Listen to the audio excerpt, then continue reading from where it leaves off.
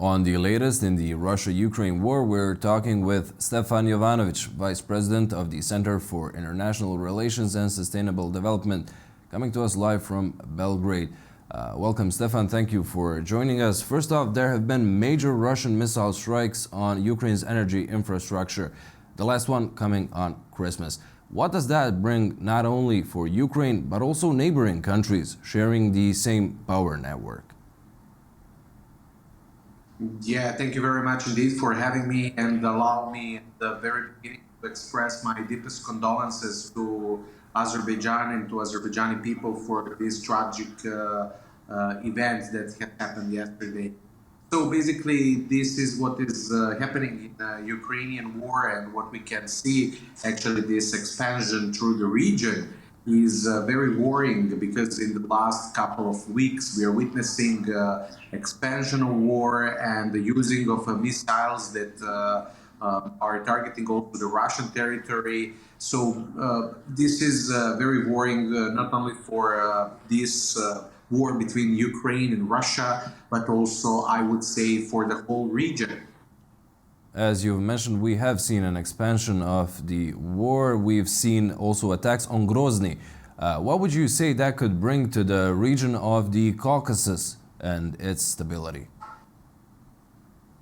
Well, every war in every region are causing a lot of problems. Unfortunately, I think for the Caucasus, it's a very worrying situation, especially because, as I understood from your news and from the agencies, the plane did crash yesterday, was hit by a missile.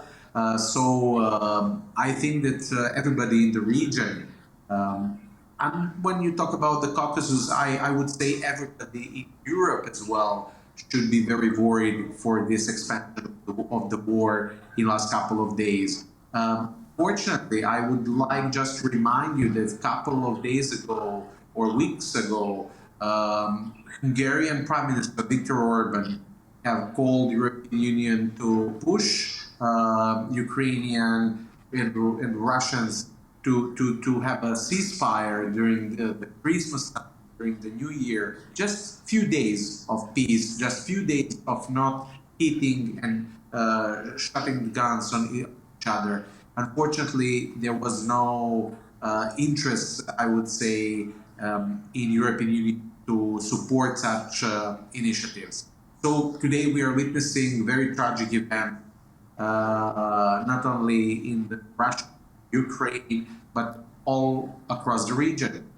Now that you have mentioned Viktor Orban of Hungary, we've also seen his EU political ally Robert Fico of Slovakia in Moscow, with Vladimir Putin trying to find a way to get Russian gas to Slovakia after Kyiv said it will not extend the transit deal through its territory.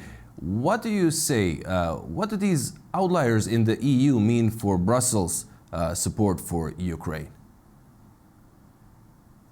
Well, I think that when winter is coming, everybody in Europe are very afraid for the energy and for the heating of homes in their respective countries. And of course, Slovakia and Hungary are very dependent on Russian gas and oil, but gas at this moment. So basically, they don't want to follow, as I understand, they don't want to follow the European policy on this, because they want to protect their own people. They want to ensure stability of energy sector in their respective countries. So this is how I see both visits of Mr. Fico and later Orban Viktor visits to Moscow. So I think that this is their position.